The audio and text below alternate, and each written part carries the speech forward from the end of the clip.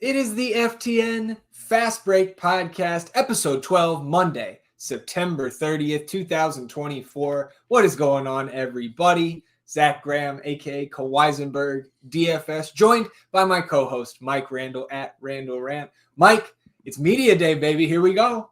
I love it. Media Day. Overreaction to words that we hear or we don't hear. And what does it mean? It means the season's coming. I can hear the round ball rock. I can hear it coming in my ear. Can't wait to get going, Zach. So we do have to start this episode of Fast Break, and maybe we're episode 12, right? This is maybe going to be the most fast breaky of the episodes so far because of Media Day. We had a flurry of news last week as well, and some news this morning. And so again, starting today's episode on a bit of a somber note, RIP Dikembe Mutombo. It was announced this morning that Mutombo, of course, Hall of Fame finger wagging center, right, as we knew him, has died of brain cancer at the age of 58. So I don't believe it was public knowledge that he was ill. And if it was, I missed it. But this was a shock this morning. And so I'm certainly feeling for the Mutombo family, the NBA family. But I know, again, he was kind of coming to the end of his career as I was, as a youngster getting into the league. And Mike, there's, a little age difference between you and I. So how did it feel? Obviously not great, but this is a guy we have so many great memories of, right? Yeah, this one hit hard because Dikembe Mutombo really brought in the timeliness of the block to the early 90s. Came from Georgetown, went to Denver, mentioned it last time, the big upset of Seattle as an 8 seed, holding the ball on the floor, shaking it. Then he was in Atlanta, Philly for a little bit, the Knicks, and Houston. But just the ability to block shots 4 years in a row, Zach. 3.5, 4.1, 3.9, 4.5. You don't see 4-point blocks anymore, really, in situations. Maybe your guy Wembanyama does. But besides that, Dikembe was great, and he was very rough when he entered the league as a scorer, but really developed a nice knack around the basket, was just an okay free throw shooter, but changed the game defensively. And you mentioned it. The big thing was everyone got posterized by Mutombo with the finger wag. He ended up doing a commercial with it, and he even got into the documentary there where he told it. He says, "You're not going to dunk on me, Mike." But of course, Mike goes out and dunks on him and wags the finger. But right. Rest in peace, Dikembe. You were fantastic. Great personality, larger than life, always a positive guy, and an elite rim protector. Really, before there were elite rim protectors, he couldn't really jump super high, but his timeliness on those blocks was incredible, even if he was off balance. So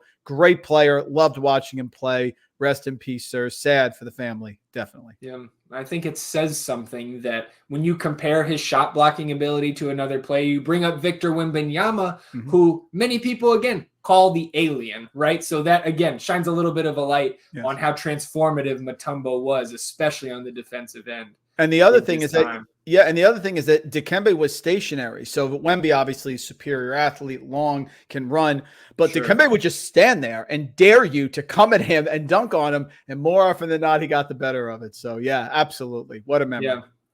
And I can date myself a little bit here, right? I mean, Nuggets, Hawks, Sixers for Mutombo, but I first remember him because, I was 8, 9 years old around this time.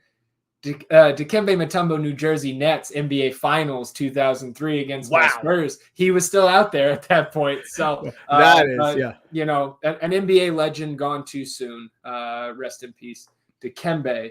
And now this piece of news dropped Saturday night, or no, this was Friday night. It was a long weekend for me, Mike, celebrating the birthday. Yes, celebrate your birthday. Happy birthday. Yeah. Yes, that's right. Yes. So I'm out on Friday night, and Karl Anthony Towns is traded to the New York Knicks. So again, our first big trade without Woj being in the mix, right? So that was our first experience without a Woj bomb in a big trade like this. But the Knicks will receive Karl Anthony Towns. Actually, at media today, it was made clear this trade is not done yet, right? So you go to the Knicks media day and you've got Jalen Brunson saying, "Karl who? We don't have a Karl on the team," and kind of playing around there. Josh Hart as well, but Knicks get Karl Anthony Towns. The Timberwolves receive Julius Randle. Dante DiVincenzo. It's been reported that Keita Bates-Diop is also headed back to Minnesota. I believe that's where he started his NBA career. So again, like a tertiary piece of this trade, but it is involved nonetheless. Also a 2025 Detroit Pistons first-round pick that is top 13 protected, and those protections mostly stay in place over the next 3 or 4 draft cycles. So no guarantee that that pick does convey. The Pistons would have to kind of get out of the lottery there for that to transfer to Minnesota, but another asset at their disposal to potentially trade on to another team this season or down the road. And I also saw, again, trade is not final, so we don't know for sure, but I also saw a report that Charlotte will receive Daquan Jeffries and draft compensation that is yet to be named. So it looks like a 3-team deal here. But again, the major moving pieces, Karl-Anthony Towns to New York, Julius Randle and Dante DiVincenzo to Minnesota. What was your first take here, Mike? And I guess, is there a winner? Gut reaction was huge win for the Knicks. That was my reaction. I dove into it a little bit. You start to hear the rumors that Dante DiVincenzo wasn't thrilled with all the moves the Knicks made because it could cut into his playing time. He views himself, I think, as because of his playoff success, ascending to a major role, and that role was reduced given the new players that came in for the Knicks. I like Julius Randle. I think they went as far as you could with Julius Randle. The streakiness, the big shots, I get it, but then he disappears and struggles. Karl-Anthony Towns is the best player in this deal all around. They have to give it a shot. He could be the missing piece. I understand the defensive liabilities. I understand all the issues here, but this is a team that has a foundation in defense with Thibodeau. He's going to get better, and this is a guy who I think can really take them to the next level as they try to get over the hump with a guy who can put in 30 to 35, three-point shooting, etc., get you that double-double. So my initial reaction, big win for the Knicks. I stay with it. Both teams win because Randle can do some nice things out there, and Dante DiVincenzo is an excellent piece, but Tyler Kolek, the Knicks were at a point where they could make this move and still recover. Yeah, I'm with you. Again, I think both teams win in a sense, but Nerf gun to my head, pick one. It is also the Knicks for me because you know that the title window is open for them, right? They're going after it. We've known about that since the McCall Bridges trade, but we talked about on last week's episode the news about Mitch Robinson, right? Not going to be ready till December at the earliest. So this is a team without a true center, unless, right, you want to talk about starting Jericho Sims or somebody like that, right? That's not a title contending center. So it fills the immediate need. It also, again, a team that doesn't have a ton of elite shooting in their rotation. And you lose maybe the best shooter on the team in Dante DiVincenzo. To your point, bringing in Karl-Anthony Towns can spread the floor out. He's going to be able to score the ball from all 3 levels. And it's a different style of player compared to Julius Randle, who, is just Karl-Anthony Towns is a little bit more like, I'm going to catch and make my decision. Right. Julius Randle, couple rhythm dribbles, right? Getting to his little bop. And of course, a very good scorer. And I think it's going to be interesting to see how the Timberwolves can integrate him into what, again, a team that already made the conference finals on the Western Conference side of things last season. So I love the Dante DiVincenzo pickup for Minnesota. I love getting away from the 2-center look, right? Because Julius Randle can play a 4. I could also see him being moved on. I don't know what type of market there is for a Julius Randle, but I don't think the fit is perfect. But if Julius Randle buys into what Chris Finch and the Timberwolves are selling here, right? Understand that you're not going to come in here and as a expiring contract with a player option tacked on to next year, you're not coming in here and you're not going to be the man, right? This is Anthony Edwards' team. You're going to have to play a role, and you're going to have to really buy into that role to maybe secure that contract down the road. So I think it is a gamble by the Minnesota Timberwolves, but I applaud them for taking the gamble because you come up short last year. There's all kinds of questions about the obviously I'm biased against Rudy Gobert. I don't know if a team can win a championship with him as the center, but I think, again, they saw it kind of fall apart in the conference finals last year against Dallas. They didn't stand pat. A lot of teams would, and they went out and made this move, and they're trying to get a different look to get over that hump, win that last series in the conference finals, and make a finals appearance, which, right, would be the first time in franchise history. So I do applaud them for the move. Zach, did you hear this rumor that they felt that they asked for Naz Reid and they refused to let Naz Reid go. I think one other person also. That would make sense. They're sitting there saying, look, we have Gobert. We like Naz. We've gone as far as we can with Karl Anthony Towns, but he's still a good enough scorer that we can get something back for him. And on the other side, Thibodeau, his system, wouldn't be surprised somebody sat him down, closed the room, goes, Tibbs, look, you need some more firepower on offense if you're really going to beat the Celtics and you're going to get to the finals here. So he signed off on it. Tibbs is going to try to make him a solid defender. And they have so much strength with Bridges and Hart and Brunson, everybody else, that I think this was a quality move. But I do think they had to make a decision and they chose Naz Reid. Yeah. And again, like, we could sit here. I know this is the fast break and we got to keep things moving here in transition, but there's so many angles to this trade that, again, it's not even official yet. So we can't fully flesh out exactly how we feel. But one more thing on each side of it from me. I'm glad you brought up the Naz Reid piece because there was plenty of takes throughout last year where it's like, man, when Naz is out there, does this team even really drop 100%. off that much, swapping 100%. those two guys out? So a great point brought up by you. And then on the Knicks side, you also bring up Coach Thibodeau. He's coached Karl Anthony Towns before, and it did not go great. So it'll be interesting to see those guys work together. And again, I talk about Julius Randle buying in on the Wolves side. Maybe Karl Anthony Towns has to do a little bit of that coming into Tibbs' system once again and kind of, again, running that back. This is season 2, effectively, of the Tibbs Cat pairing. Anything else for you on this trade before we move on? Because, again, that's the big news of the week. No, it's a big news of the week. I'm excited. Wanted to go through, and everything is better, Zach, in New York here when the Knicks are good. So they were great last year. That was a great ride, especially for our executives here at FTN. So I like the trade, and I want to see if we can get over the top. But I miss Dante. I may touch on Dante later in our stock up. Sure. Well, they also, the Knicks, in a corresponding move, released Chuma Okeke, and our long-time FTN fantasy subscribers that know me know it warmed my heart to see Marcus Morris also getting released by the Knicks. My best friend there. Let's rip through some of the player news of the last week, and then we'll touch on some media day quotes here, Mike. My guy, my namesake, Kawhi Leonard, underwent an offseason knee procedure and will be, quote, limited to start training camp. So I want to ask you your level of concern, but not before adding that Kawhi at media day today said he expects to play in the opening night game. Yeah, this is why when we do our best ball drafts, and I can't wait till we do another one, I get a little nervous about Kawhi Leonard, Zach. Again, when he plays spectacular, but I get concerned because, they just don't know with him. And if I don't know and I'm uncertain and I can't pencil in for at least 65 games, I don't know if I want you on my team. Tremendous, outstanding. Is this concerning? Very concerning to me for Kawhi Leonard. Yeah, I think for me, it's like I have the standard level of Kawhi Leonard concern, right? The knee issues is and has been a concern and will continue to be because we've known since his days in San Antonio.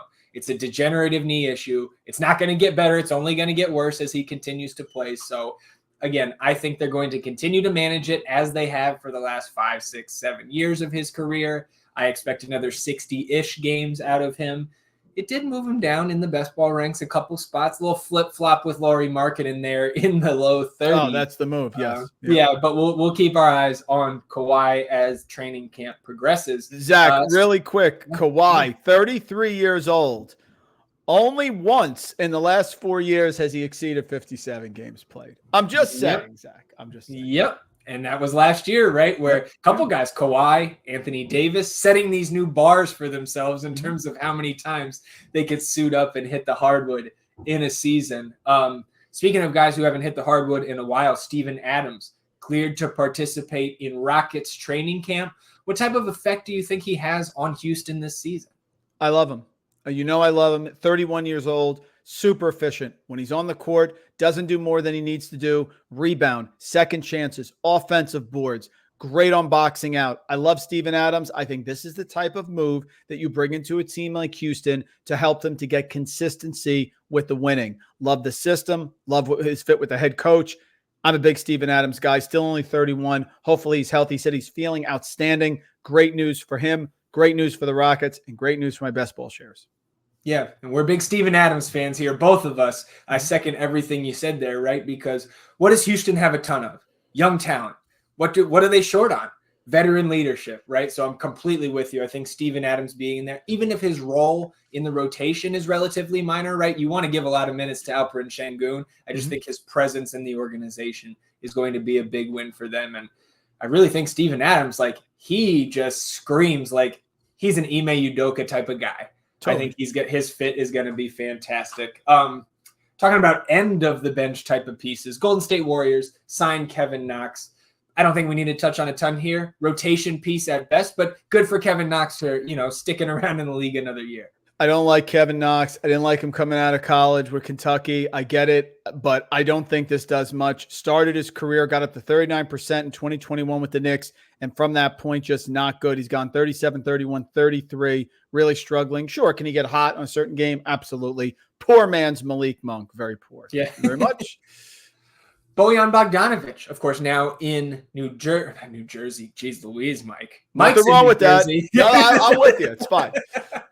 In Brooklyn, Bojan Bogdanovic, now a member of the Nets, reportedly will not be ready at the start of camp here for Brooklyn due to foot and wrist injuries. And you know what I think, Mike? I think this is a tanking injury. This is one of the few guys on their roster that they will be more than willing to part with between now and the trade deadline. So let's make sure Bojan stays healthy, wrap him in bubble wrap. We'll pick up a couple second-round picks later in the season. Not surprised by this news at all. Yeah, 35 years old. He's dropped his scoring 3 straight years, only 10 points per game last year. 3-point accuracy is going down, so his field goal percentage.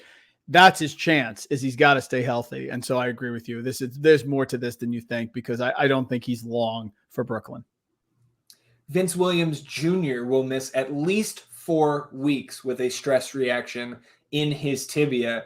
And we've talked about the Grizzlies, right? It was less than a month ago that G.G. Jackson broke his foot, underwent surgery, going to miss at least 2 months of the season. Now Vince Williams, he's going to miss at least all of training camp, if not the first few weeks of the season. And I really feel like if I'm a Memphis fan right now, I'm just getting flashbacks to last season's nightmare of course, the high-profile suspension, but then almost everybody with a name that you recognize missed extended time for Memphis last year. And you look at my futures article that I put out last week on FTNFantasy.com, I'm taking Memphis to be in the top 6 in the West at even odds on DraftKings.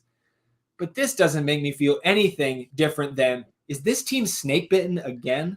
Yeah, it reminds me of the Chargers in the NFL. I am high on the Grizzlies, same as you. Hopefully healthy jaw across the board. Vince Williams is impressive. Comes from VCU, great work ethic, improved his 3-point shooting at 38% on 4 attempts last year. Good free throw shooter, does a little bit of everything. Assists, steals, blocks. This is a valuable chess piece. They need him. This is concerning. This is a big deal. G.G. Jackson hurt. This one hurts more, in my opinion. Yeah, and I think that's right. We're not seeing the big names, right? Your Ja, your Desmond Bane, your Jaren Jackson Jr., even Marcus Smart, who again was injured most of last year. But these are still guys, Vince Williams, Gigi, that they're counting on for important rotation minutes throughout the season to get up into that top 6. So again, it's just everybody else stay healthy, man. I'm knocking on all the wood in sight for the Memphis Grizzlies. Now down to my neck of the woods here, Mike, and just bad news. Devin Vassell underwent an offseason procedure on his foot and is expected to miss the start of the regular season. The Spurs have already come out and said they're not going to give another update on Vassell until the 1st of November. So again, a team that you would think has play-in aspirations this year, even if maybe you and I don't think that they can climb that high in the West. It's not a great start for what I think they would consider their second or third most important young piece on the team. We could debate about Stephon Castle and where he falls in that list, but there's some major implications here, I think, for season-long fantasy to start the year, certainly for our best ball teams.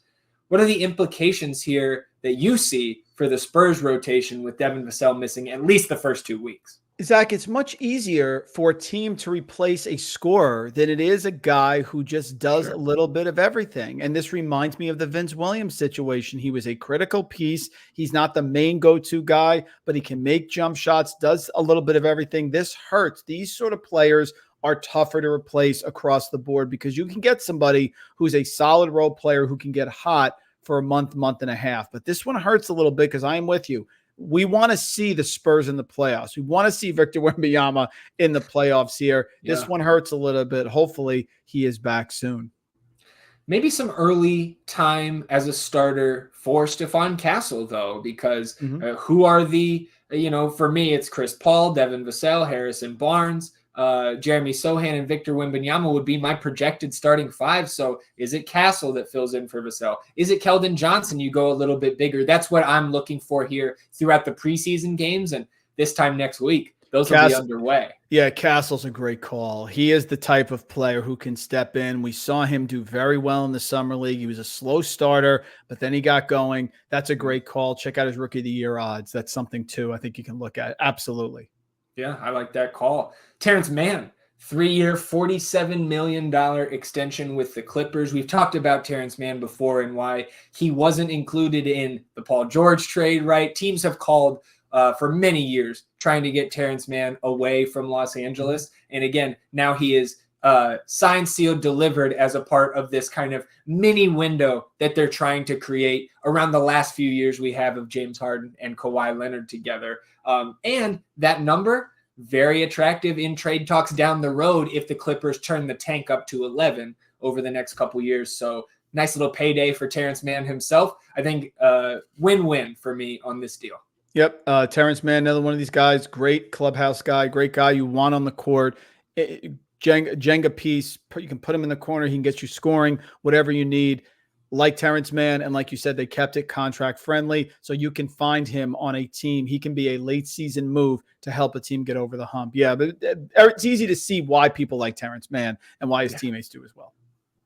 Trey Lyles will miss at least 3 weeks with a groin injury there for the Sacramento Kings. So again, mostly just affecting the training camp availability of Trey Lyles, but a piece of news nonetheless. And we touch on all of those here at the fast break. Let's go ahead and move on to Mark Williams out there in Charlotte. And this really makes me nervous for a guy I was investing again heavily in best ball this season. Mark Williams, strained tendon in his foot, will miss at least 2 weeks. So about half of camp. It's not a good start for a guy who missed the majority of the season with back issues last year, Mike. No, Vince Williams, and he hurts me as well in best ball. These injuries sort of linger, and very efficient when he's on the court. Very good in first quarters, too. Whenever he was on the court, he played right away. He would fill up the box score for you quickly.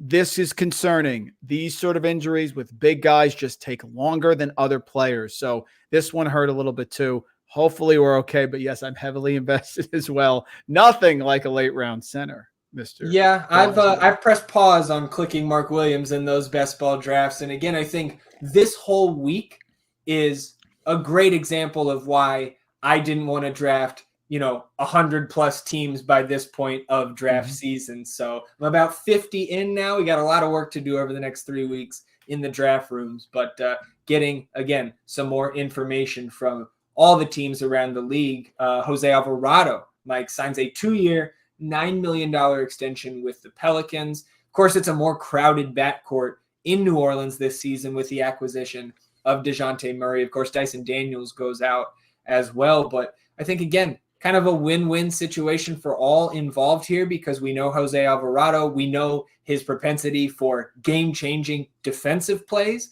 A hard worker, a good guy to have in the locker room, on the bench. And again, like undrafted guy, right? Getting almost $10 million for a 2-year deal. Not terrible. No, Jose Alvarado, Georgia Tech, saw them when they won the ACC tournament. Fantastic job by him. Great leader. Over a steal per game each of his 3 years. And what I love, Zach, is he's developed into a role. Yes, he's a defensive guy. You're getting 17 to 20 minutes of Jose Alvarado. That's what you're getting. And if he hits 37% from the three-pointers again, he's going to have a great role. Great leader, excellent player, much like Terrence Mann you want on your team. James Christian Middleton, one of my highest owned players in best ball, Mike. He will be limited to start camp, not yet cleared for full court 5-on-5, but is expected to take part in, quote, most of the training camp activities. So what's your concern level here? Because I did not like to see this notification come across. I am concerned. I am concerned because they are still trying to squeeze another title out of this group. And a lot of it is based on Chris Middleton. Remember, when they needed the basket to clinch the title in game 6, they were going to Middleton, not Giannis coming off the curl screen, short jumper. They need him for this team. Yes, they have Dame, but you need to space between the two bigs, between the two main players. Last year was concerned, only 55 games played. Year before that, only 33 games played. They need 60 games of Chris Middleton, I believe, or they need at least 50 to 55 in a completely healthy playoffs. I am concerned about this one because this team, as much as I love them, strikes me as a Jenga puzzle where it can go south very quickly. Yeah, and I think for us, right, from the fantasy side, my biggest concern is, do we see him limited minutes-wise coming out of the gate? And 100%. How long does that last? Because we know that the fantasy efficiency, right, on a per-minute basis is still there. It's still a guy that you would want. That's why I've been advocating for him in these best ball drafts where he's been drafted. But again, this is something that I'm not ending my acquisitions of Chris Middleton in these drafts, because if he falls far enough, I'm still going to grab some shares. So I'm not to like the Mark Williams. I'm just not drafting him anymore at this point. But it's another guy to keep an eye on from a fantasy perspective. So again, it's not the best news. I would love to hear he's full go in training camp, but we'll keep our eyes on Milwaukee. It's a caveat emptor. 5 straight years, Zach, his scoring has declined. Yep. Media day. A couple notes just from Monday morning. Down in Miami, Terry Rozier is cleared for camp after the neck issues that held him out late last season. But Josh Richardson will be limited to start camp due to a shoulder injury. In New York, where they were dancing around the fact that Karl Anthony Towns is their unofficial teammate, we learned that Jalen Brunson, as expected, cleared to participate in camp fully after that hand injury late in the playoffs last season. Up to Philly, Joel Embiid, this quote on managing his workload, and this has some fantasy implications, I think, because he says, quote, "We have to do whatever it takes to make sure that in the postseason, I am healthy. This year, there's no agenda. There's no All-Star, there's no All-NBA." He also added that he dropped 25 to 30 pounds in the offseason with the ultimate goal of arriving in the spring healthy for the postseason. So I think if you're a Philly fan, you love to hear that, right? This is the only thing left to check off for Joel Embiid, right? He's got a gold medal. He's got a league MVP, all NBA accolades, multiple years. He needs that NBA championship. So from the Real Hoops perspective, I think you got to love it. But when you're talking about taking him at the top of drafts, are we maybe not going to see any back-to-backs this year? Are we going to see minutes a little bit more limited? They've got Andre Drummond once again as his backup. So what's your take hearing Joel Embiid speak like this on media day? The key to any fantasy draft, regardless of the sport, NFL, Major League Baseball, NBA, is you need your early round picks to produce. It is very hard to find a top level of production later in the draft. It can happen 100%. You're going after Chris Middleton. If he ends up playing 60, 65 games, you got yourself one of those guys. This is just enough, Zach, to knock my exposure down to Joel Embiid. He's saying all the right things. All of this is true. He wasn't healthy last year going to the playoffs. He gutted it out. But yes, I think it's just enough, because when you're looking at those first few guys, you don't need a lot to make you say, I'm going to go a different direction. Yep. 2 more pieces here from today. The Time Lord, Robert Williams, of course, still with Portland after the trade last season, will be limited to start camp, but he is participating in 5-on-5 drills. So this is kind of nothing to me, Mike. We know about his injury situation, similar to some of the guys we've talked about. I just don't foresee that getting any better unless we can see him play a full season without those lower body issues. So this is kind of just business as usual for me when it comes to Robert Williams. Yeah, Zach, Time Lord needs to be in a culture that's going to make him be focused, work hard, fight through the injuries. I don't know if he has that right now.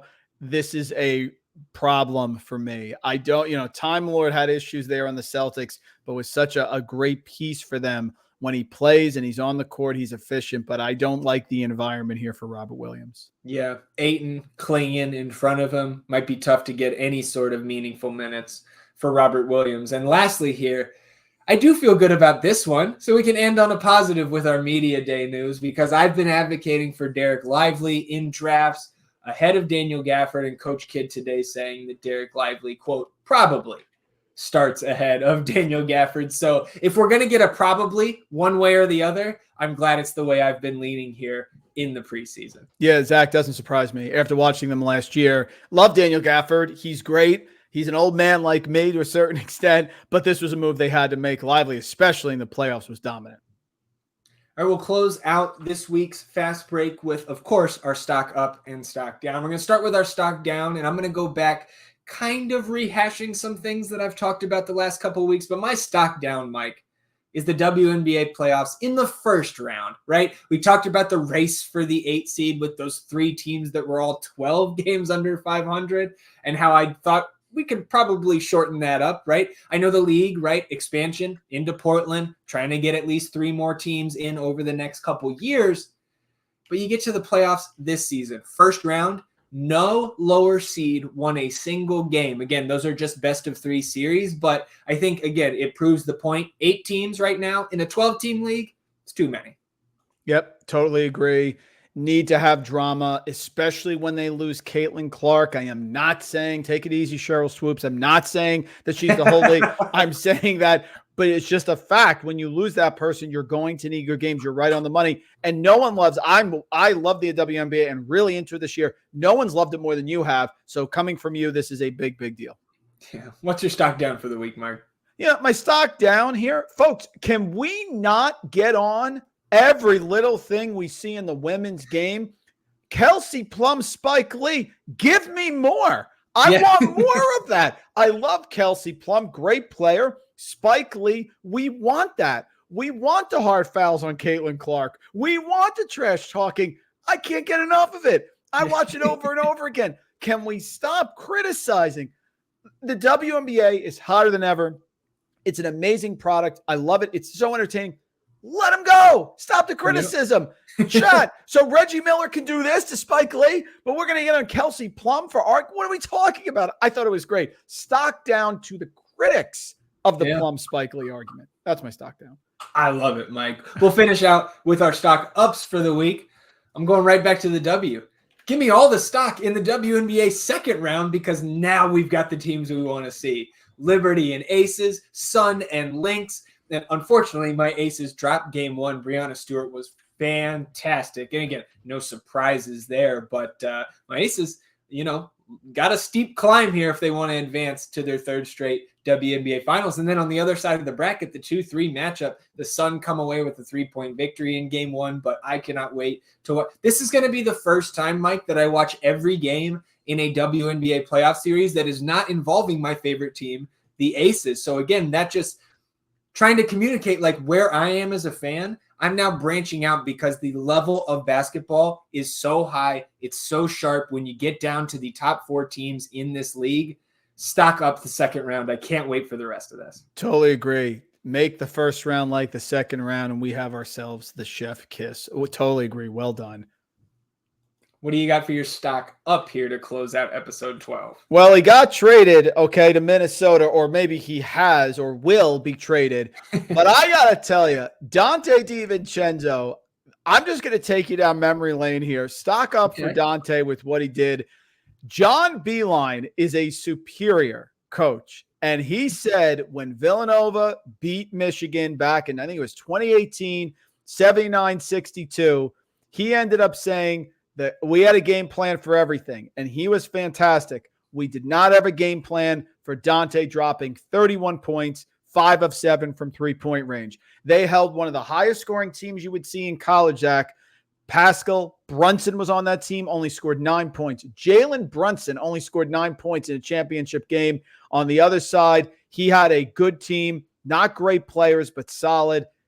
Stock up, Dante, because that was the game that I said this guy's an NBA player, and he's carried it all the way through. Did a great job in the playoffs with the Knicks. Will do very well with the Timberwolves as well, assuming the trade goes through.